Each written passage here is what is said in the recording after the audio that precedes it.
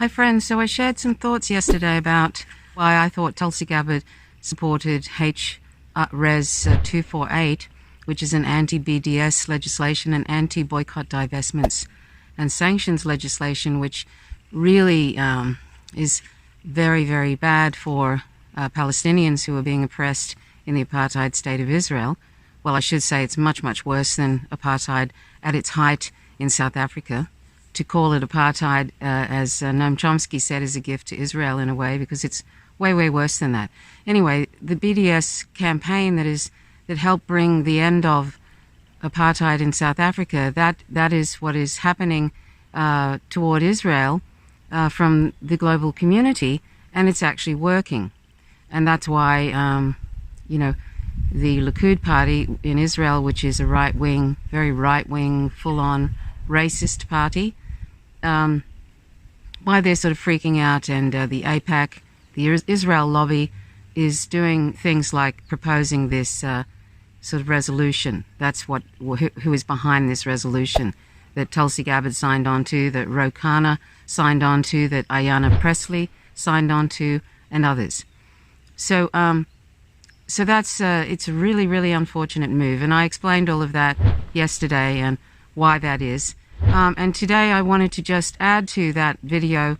I heard that same commentator a couple of days ago when she was commenting on this Res 246, and she said, but what if if it was a one-state solution? See, Tulsi Gabbard is supporting a two-state solution, which is ridiculous, since most Palestinian land has been illegally settled now, and there's hardly anything left. And I showed you that sort of map of the various stages of how it's basically there's hardly anything left for them, and I'll show you it again. But this particular commentator said, but what if all the Palestinian refugees came home? If there was a one-state solution, that would mean that they outnumber the Israelis. And by the way, Israelis are not just Jews. There's all kinds of people who are Israelis, and some are black Jews. And by the way, black Jews get a lot of there's a lot of racism towards black Jews. There's a lot of racism towards people who are fleeing countries due to our Western imperialism, and they happen to be black. They've been threatened to be removed from the country, deported out of the country, and this is, so it's a sort of a white supremacist thing going on there. The Likud party, the Israeli government wants a Jewish state. They don't want, and they've even said that. I've shown you the meme where Bibi Netanyahu has said that he doesn't care about other citizens in Israel. He basically wants a Jewish state. When that was started up, it wasn't meant to be, when Palestinians, when their homeland was given away by imperialists, which had no right to do that, it wasn't meant to be a Jewish state. It wasn't meant to be a state that was solely for Jews, some sort of ethno-supremacist state, even though it was totally wrong to give away somebody else's homeland. It certainly wasn't meant to be, anyway, the kind of thing that Netanyahu wants, or that Zionists want. So that's something to remember. But just remember also that it's not just Palestinians, it's not just Arabs that are being persecuted, although they're the most persecuted group. And I've listed those 7 programs. It's a must-watch for the Empire Files. You must watch them to find out how oppressed they are, the Palestinians.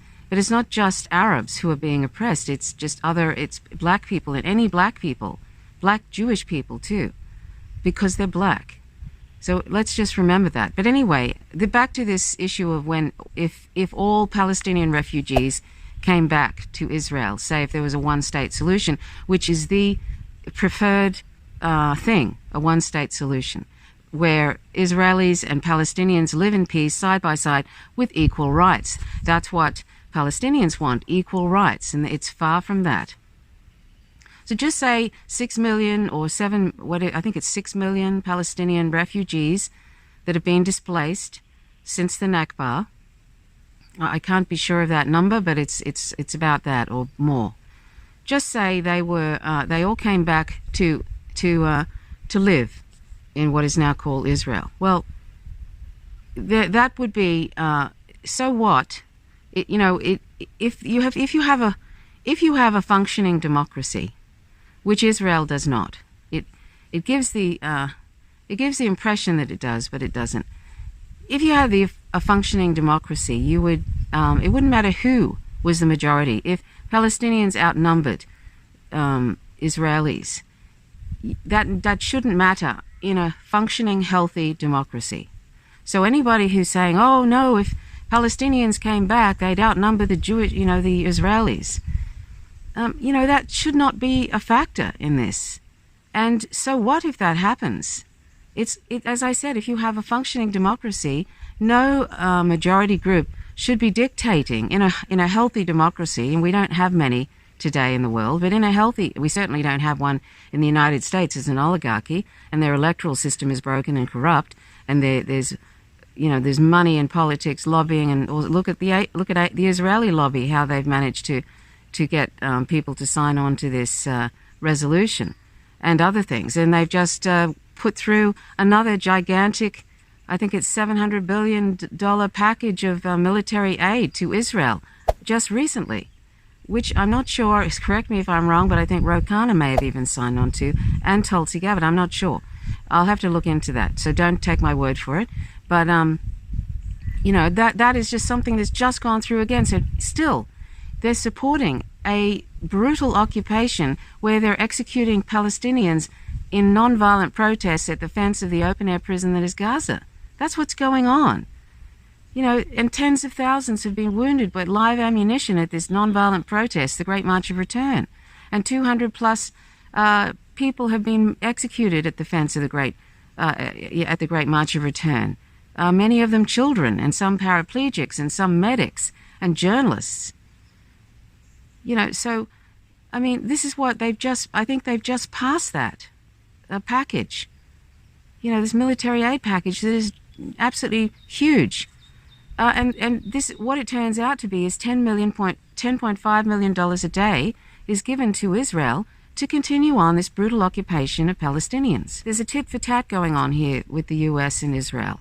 Israel helps cause chaos in the Middle East when it suits, like in Syria and elsewhere, bombing Syria, and there's a tit for tat going on. The US gives them military aid to eventually wipe out Palestinians, and Israel helps destabilize countries in the Middle East, which is the whole point of imperialism, to keep every country in a complete managed chaos situation, which also affects Russia and other countries that are surrounding them. It's this whole destabilization, and of course, the ultimate goal, of course, is taking oil and other resources and settling in corporations to then run these countries. And of course, in Afghanistan, I'd say I would hazard a guess that the amount of opium, the increase in opium production in Afghanistan, which is way more than before the invasion, in the beginning of this century, I'm sure that money for opium is probably being funneled to the CIA. Seriously. So anyway, back to this thing about the majority. Who's the majority in Israel if there's a one-state solution? It should not matter who is the majority. I think what people are worried about is that Palestinians are going to treat Israelis the same way that Israelis are treating Palestinians. You see, it's this projection onto Palestinians that they're going to be as monstrous towards Israelis as Israelis have been towards Palestinians. The Israeli government and the majority of Israelis at this point have a genocidal intent, and they openly call for genocide in the streets. If you watch those programs I told you about, the 7 programs from the Empire Files, you can literally see people doing that, and they talk about Palestinians as if they're vermin. It's sort of like likened to the kind of attitudes, I'm sorry to say, that that the Nazis had towards Jewish people. But how do Jewish Israeli citizens feel, those who are not in the government or living in illegal settlements? Last year, I traveled around the West Bank to release a series for the Empire Files on the plight of Palestinians, featuring their voices and stories. But I also went to speak to average Israelis in the Jewish quarter of Jerusalem. We're here in Zion Square in Jerusalem, which the government has actually declared to rename Tolerant Square. And we're just going to ask everyday Israelis what they think about the situation. You're American. Where are you from, and why did you come here? I'm from New York, and I came here with my family when I was younger to make Aliyah. because it was always my parents' dream to come to Israel because we're religious. So, are you American? Yes. Oh, cool. Why? When did you move here and why? I moved here 11 years ago. My family moved here because this is the country of the Jewish people and the future of the Jewish people, and we want to be here.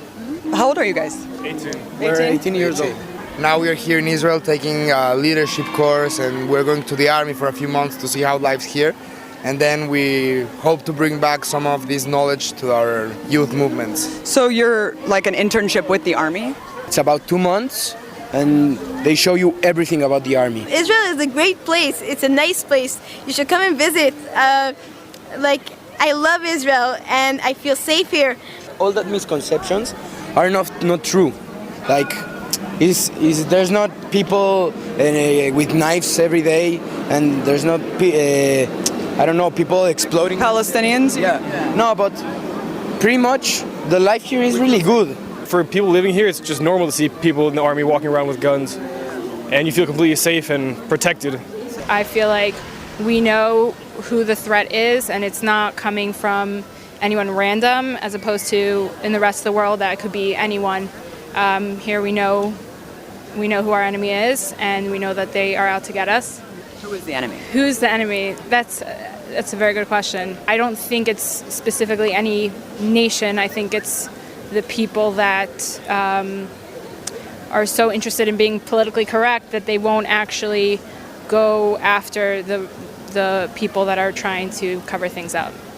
I think that the Islam it's a very bad disease, not just for Israel, for all around the world. We can see it. They think they all have to be Islam. If you're not Islam, they will kill you. A lot of Americans don't really understand what Israel's like. We hear a lot of things in the news. A lot of people are sympathizing with the Palestinian plight. Can you talk about what it's like to kind of live in this situation? First of all, it's very hard. I'm in an organization. It's called Lahava. It's against the Jews shouldn't marry Arabs. Did you say the organization did what again? The organization is, the thing of it is that Jews shouldn't marry Arabs. Shouldn't marry Arabs. Why do you feel strongly about that? Because Jews is a special nation that God gave it to the Jews, and we don't want Jews to get mixed up together with a different nation. I think Israelis have to take over, and they have to kick them away. It will be much better not to kill them, just to go back to Arab countries. You can't deal with these people. There's no need to try. There's no need to talk to them. What we can do is when they do enough harm, we retaliate. That's war, and that's the situation that any Jew who lives in Israel has to deal with. יש לך משהו להגיד, היא אומרת על מה? גם ככה ערבים, מקסימום. אוקיי, בסדר בעברית? פשוט מאוד, צריך להיכנס לשטחים, וכל מחבל שעושה פיגוע צריך להרוג אותו, צריך להרוג את המחבלים, ואז הם יפחדו ולא יעשו לנו בעיות, והכל יהיה בסדר. הם יהיו בכפרים שלהם, אנחנו נחיה פה, לא צריך להיות ביחד, והכל בסדר.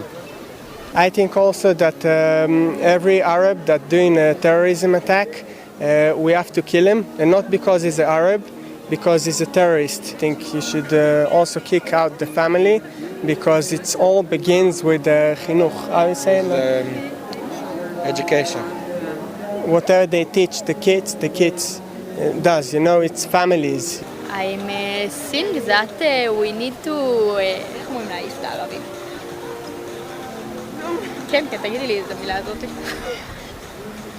נו, תגידי לי מילים, אני לא יודעת לתרגם.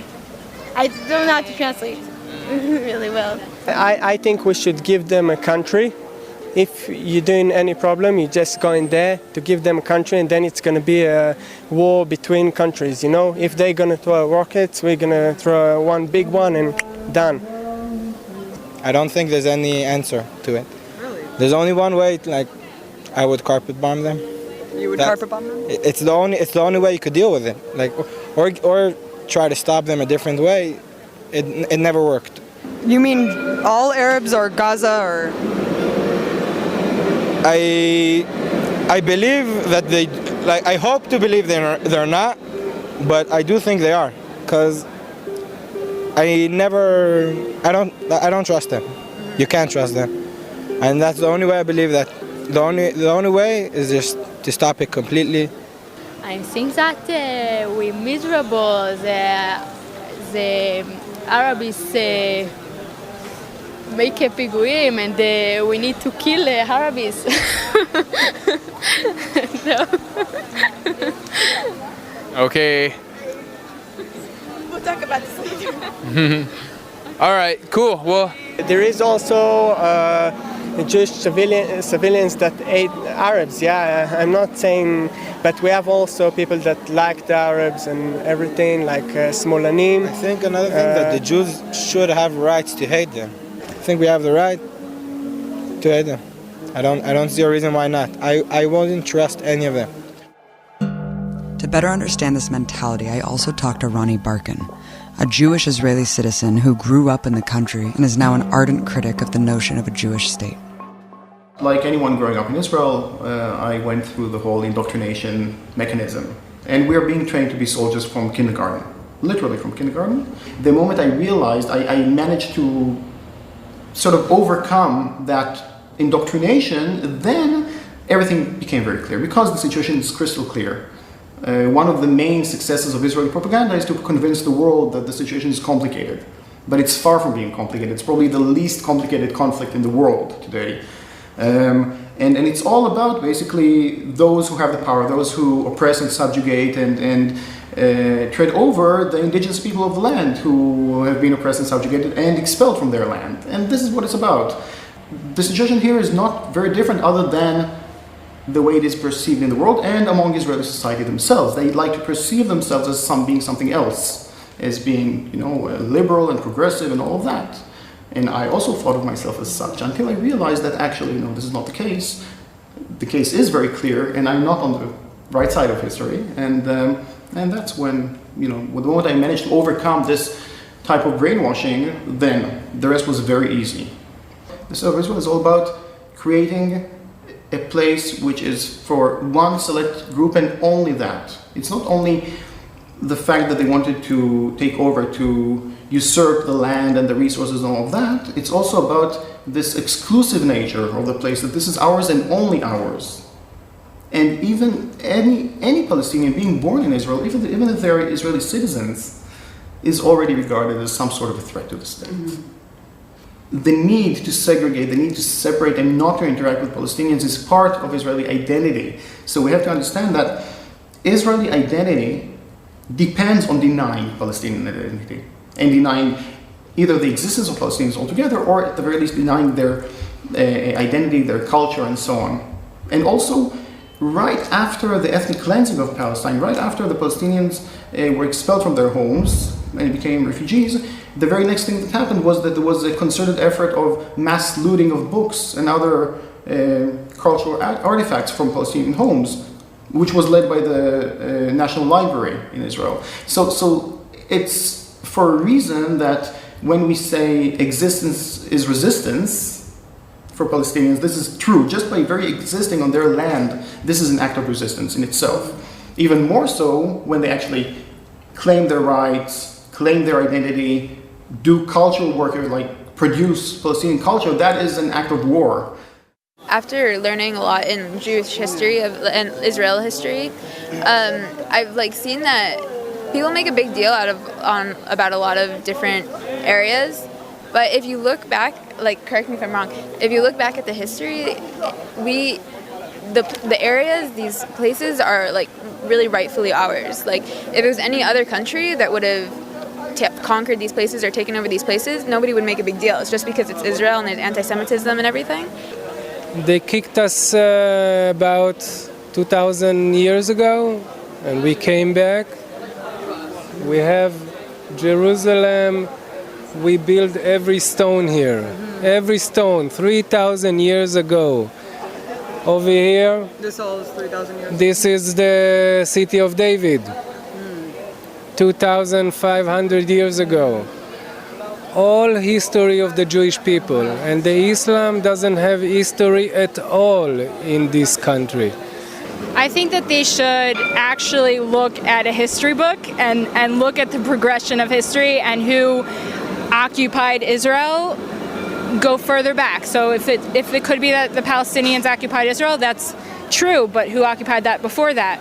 And if you keep going back to the times of like the Bible, you'll see that it was indeed the Jews that did occupy.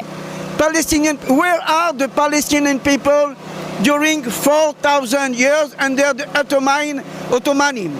Answer me. Well, I'm the journalist here, so I don't... And how God punished is the sins by other people. He said, he sent the Nazis, he sent, and now he sent Palestinians.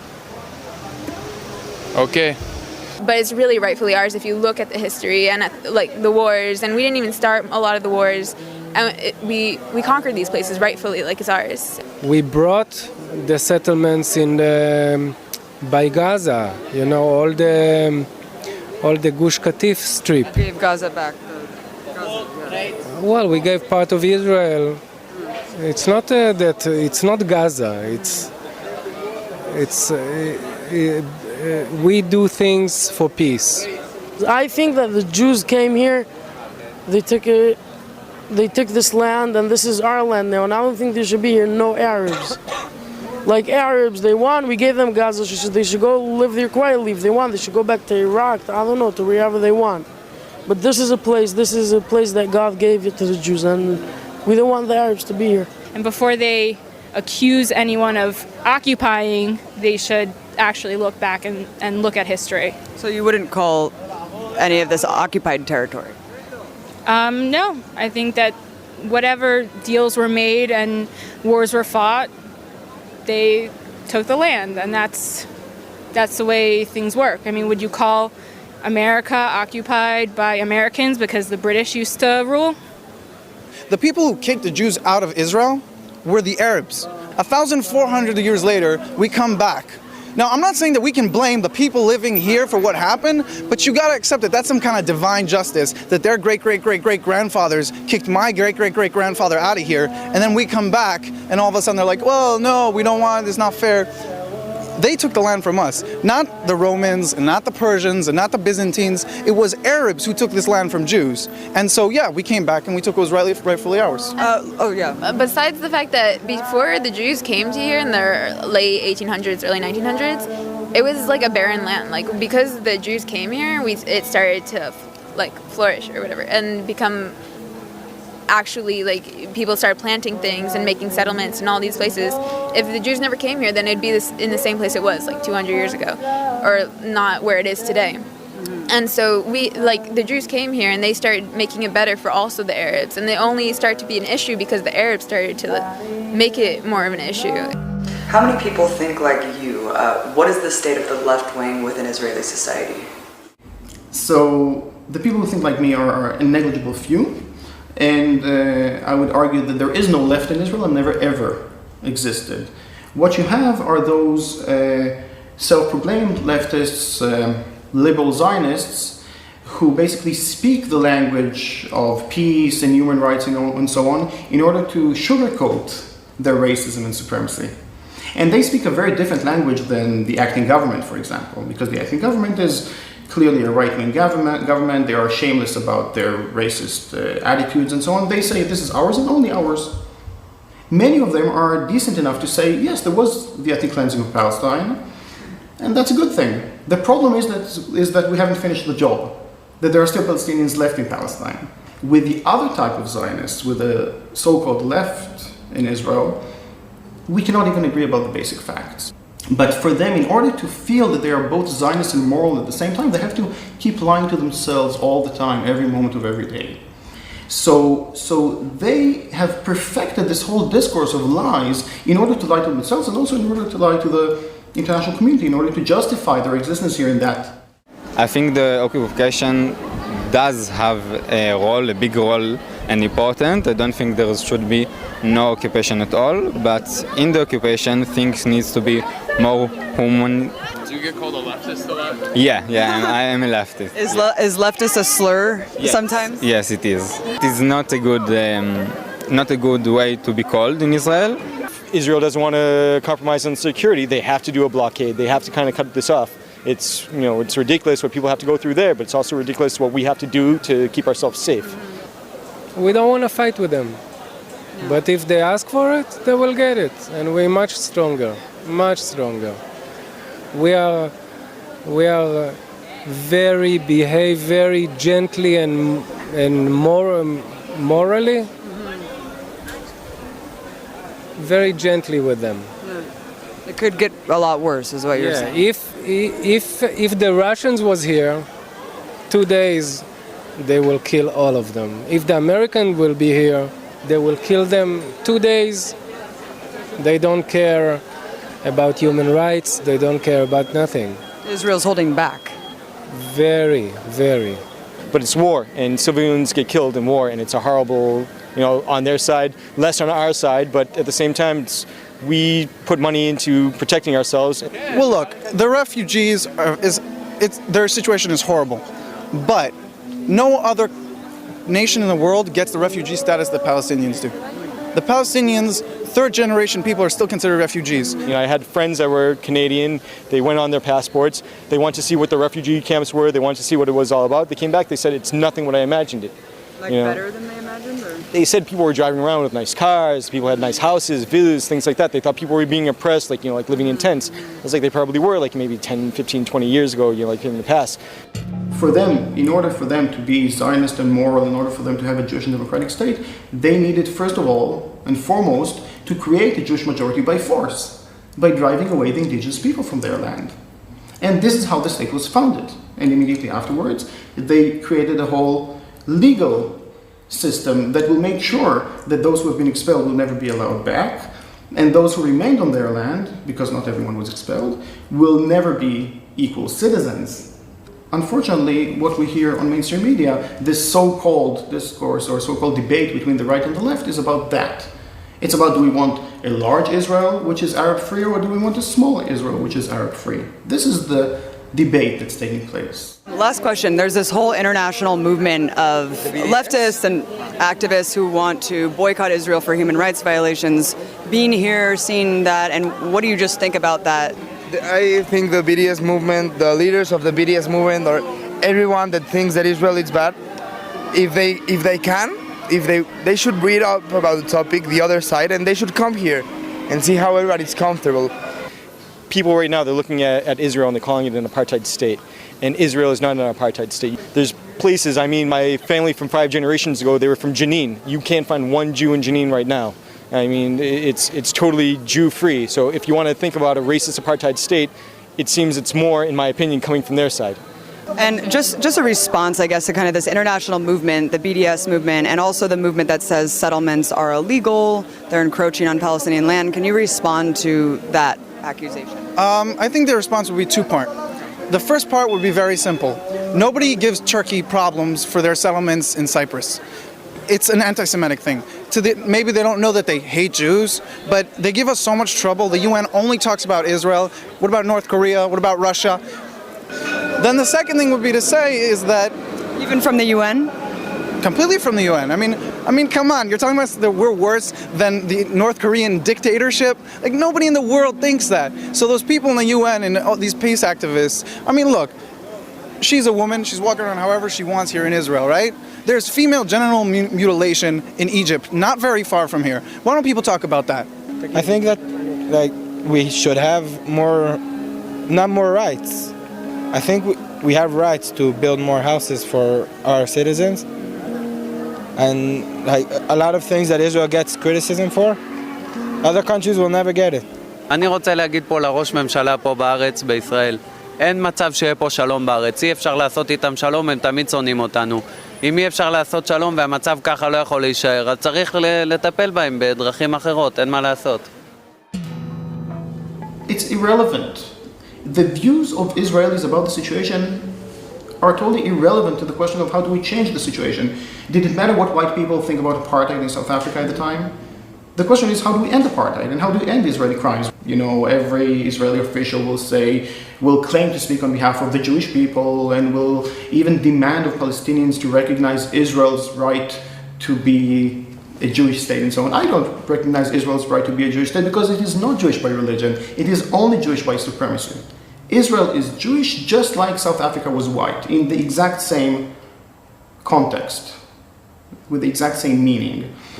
And obviously any decent person around the world should oppose that because it is inherently racist, and more than that. And it also happens to be very much against international law. So when we talk about Israel as an apartheid state, even though it's not exactly like South Africa, it neatly falls under the legal definition of the crime of apartheid, which is a very serious crime, one of the few crimes that is regarded as a crime against humanity. Which means that all countries of the world are obligated to do something against it, not to be complicit in that.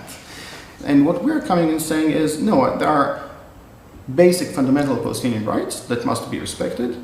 One of them is ending of the occupation, of course, but that's not the main issue, that's part of the issue. The other two rights are equality inside Israel proper, or what we call Palestine 48, and the rights of the refugees which are being expelled from there since the very foundation of the State of Israel. These are fundamental rights, they must be respected.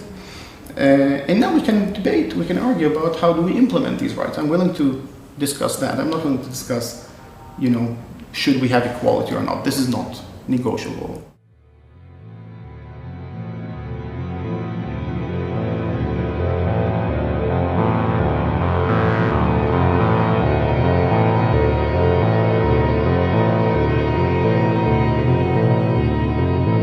Avi Martin interviews random people, and the sort of things they're saying about Arabs and Palestinians is really shocking. Shocking today. Anyway, shocking anytime, but really shocking. So particularly from, a country where they're always going never again. Never again. And yet it's being replicated in their own country. This is the tragedy of it. It's just awful.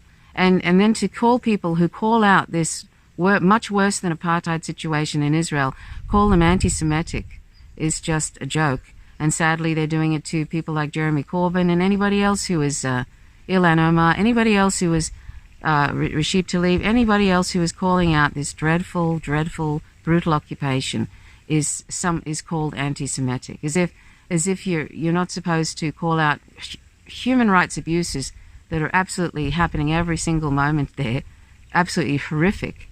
You're not supposed to call them out because to do so is somehow anti-Semitic. Seriously, it's just appalling. That's the propaganda for you, and that's the Hasbara for you. That's the Hasbara narrative that is put out by the Israeli government. They literally pay thousands of university students and other people to try and direct the narrative towards a pro-Israel one. You probably notice that on social media now, that the minute there's any discussion or any sort of thing about Palestine, you'll get at least 2 or 3 people come on and start sort of going on about Palestine in a negative way and calling them terrorists and all this sort of thing. And they're paid trolls, Hasbara trolls, and that's been proven. Literally, there's lots and lots of paid people, and university students are given free balloon rides and all sorts of things to go and do that. There's all sorts of trolling going on now, paid trolling going on social media. The military has thousands of people changing the narrative when any sort of peace is talked about or anything about anti-imperialism. You've probably noticed it. I've noticed it particularly in the last 3 years. It's become a real problem. It's become such a problem for me that when I see people starting up about calling Palestinians terrorists and all that sort of thing, I just reach for the block button. I have no time to spend. There's no time left to spend. If I see people being climate deniers, and there's also paid people from different corporations who are on there to try and, you see it all the time, climate change deniers who are absolutely ridiculous, and I would hazard a guess they're paid as well, or they're just completely, completely non-thinkers. I was going to call them knuckle draggers, but I don't want to offend primates. As I'm vegan. So anyhow, that's the thing. Sadly, on social media, it not only is Twitter and Facebook, their arms, and Google and YouTube, they're arms of the military-industrial complex, the security state, national security state, the surveillance state.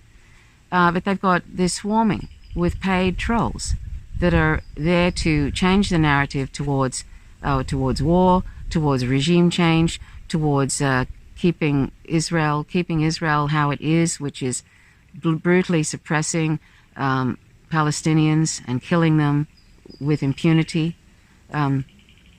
Climate change deniers.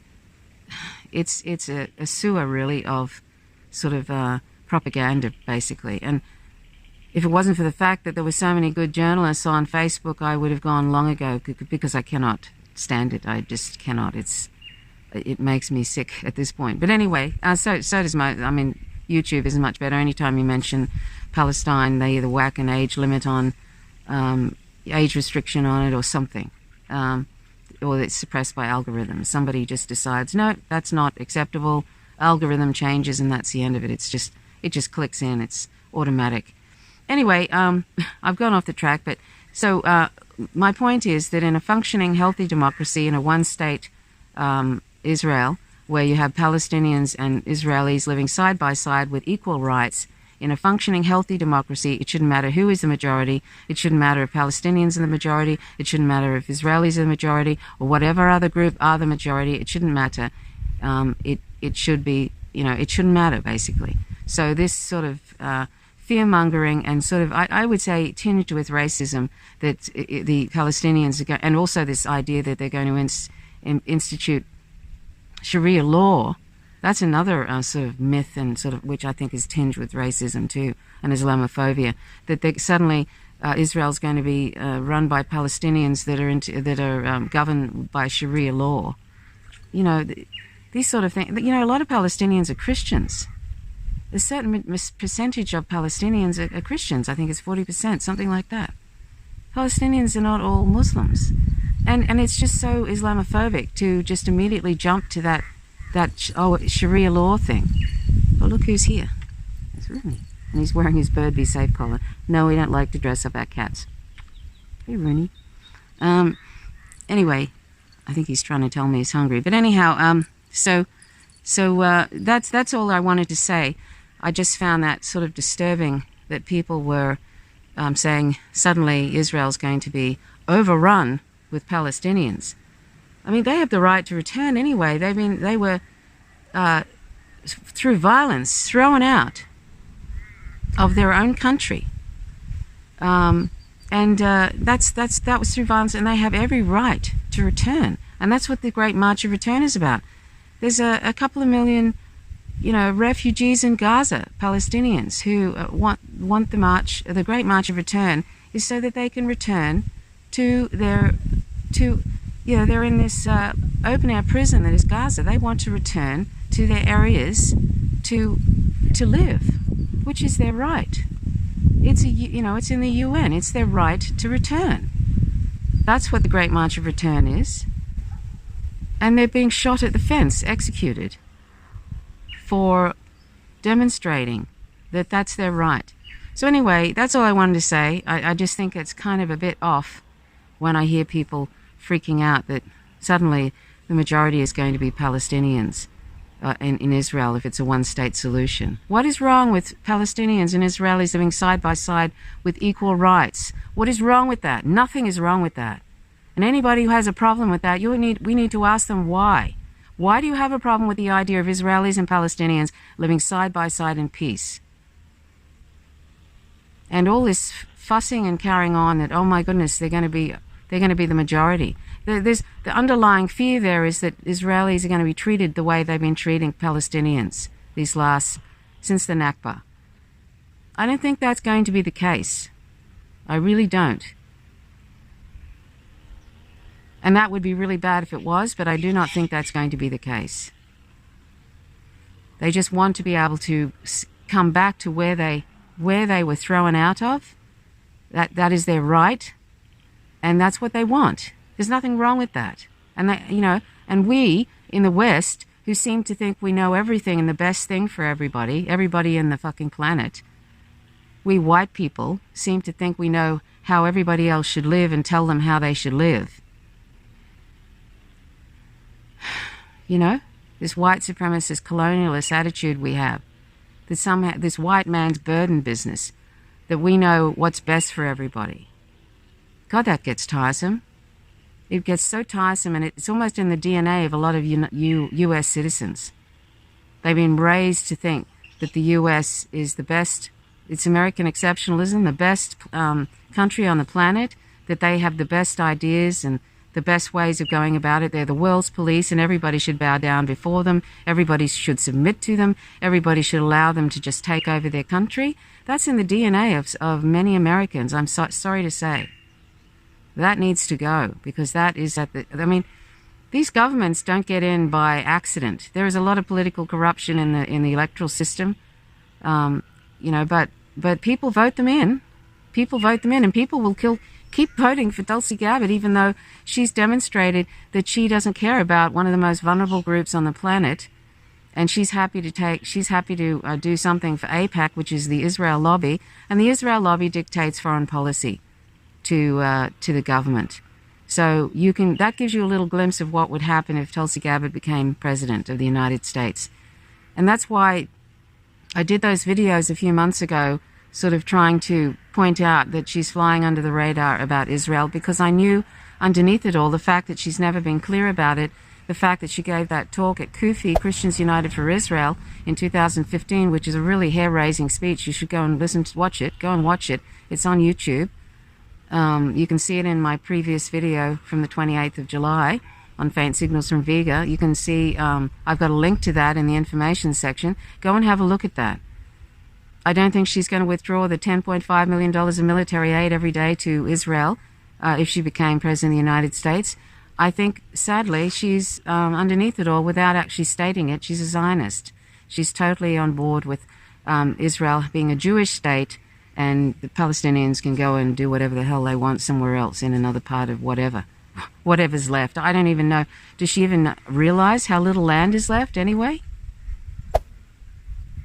I mean, wowza is what I can say to that. So that gives you a little idea of what she might be like on other policies. I mean, if you're allowing the, it might be too strong in saying that she's a secret Zionist. I might be being too strong there, but I mean, she got really defensive when Cenk Uygur, I don't like TYT, I don't like the Young Turks. I think they're totally Democratic Party sort of supporters and stuff, and Russiagaters and all of that. But they interviewed her, and when he said, what do you think about the occupation of the Palestinians? And she had a problem with that word occupation, from what I remember. And then finally she relented and and agreed it was an occupation, but you could see she was very cagey, and she didn't like him pressing her or even asking anything about it.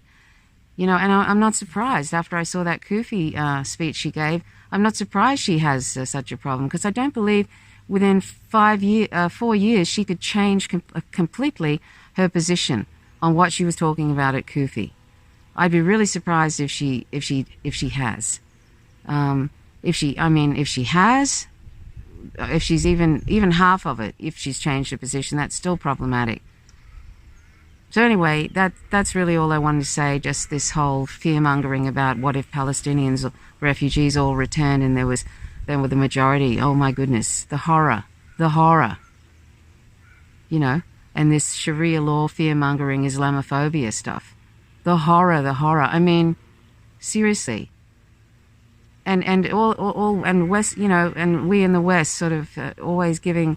I mean, here I am giving my opinion, but I'm sick and tired of living in a world which is dominated by U.S. empire, basically going through countries and either militarily invading and overthrowing regimes, or just they're already in the West. Like my government here is basically, the CIA admitted to helping overthrow Gough Whitlam in 1975, and he was a really, really good prime minister, and he wasn't into neoliberalism, and he wasn't into warmongering, and that was they didn't like that, and so they helped get rid of him. They admitted that in 75, and ever since then it's been a neoliberal mess, and we've just been a vassal state of the United States, and it is becoming more and more like the United States every day, and that's scary to me, because it's never been perfect, and it was based on a genocide of indigenous people. It's also got a white supremacist colonial past, and it's still not good about indigenous issues at all.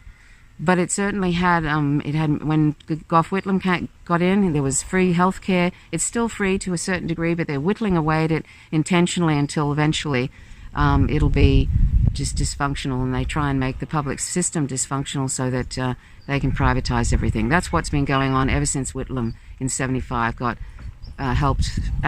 helped ousted with the help of the CIA. So I have an axe to grind, but I also see the tremendous suffering caused by U.S. empire, and that it is at the center of a lot of the violence today. If there's violence in a country, you can bet that there's been a history of U.S. meddling, or there's currently a history of U.S. meddling. Look what they're doing in Venezuela. 40,000 people now have died from crippling U.S. sanctions. And here is, since 2017, and here is John Bolton going on about how awful the Maduro regime is and how the Venezuelans are suffering when these crippling sanctions are actually killing tens of thousands of Venezuelans. And the same is happening in Iran. Iran has got crippling sanctions now, and they're trying to start a war with Iran so that Venezuela sits on the largest reserve of oil in the world, and Iran is the fourth largest. And of course, if they destabilize Iran, that will affect the Belt, the Belt and Road, that the Chinese have been trying to connect all the different regions there for trade routes, etc. It'll destabilize that, and that's part of the plan too, to destabilize something that China is economically involved in, because as we've heard, as all these Democratic nominees, most of them have said China is the greatest threat. And you know why China, they think that's the greatest threat? Because it's becoming the greatest economy in the world now. And, capitalism is fine for the U.S. empire until somebody else is outdoing them, and then it's not fine. Competition is okay when they're on top. So, this whole thing, China is the greatest threat. I mean, the next thing they're setting up saber rattling. They've been setting up saber rattling towards China now for a few years, if you've seen The Coming War on China by journalist John Pilger. Anyway, I'm getting sidetracked, but that's all I wanted to say really about this, in addition to the video I did yesterday about Tulsi Gabbard and H-Res 246. So anyway, thanks for your comments from yesterday. I appreciate them. I hope that people will not give her a pass on this. I know that there will be people. There's people already saying, oh, Bernie's not perfect, Tulsi's not perfect. These are not small potatoes, these issues. They're not. These involve thousands and thousands and thousands of people's lives. It's like when Bernie Sanders was Russiagating, he was putting out videos about Russia, fear-mongering about Russia and that nonsense about Russia. That's not small potatoes, because now we have this Cold War now with Russia, and it's really, really scary. And people, countries are withdrawing from the nuclear treaties, and, it could end up in a great big fireball for all of us. These are no small potatoes, this Russiagate nonsense. Anyway, that's all I want to say. So please hit the subscribe button if you like the content. Please click the notifications bell, otherwise you don't receive updates. And thanks for your comments. My name is Trisha Roberts. You're watching Faint Signals from Vega. Till next time. Bye for now.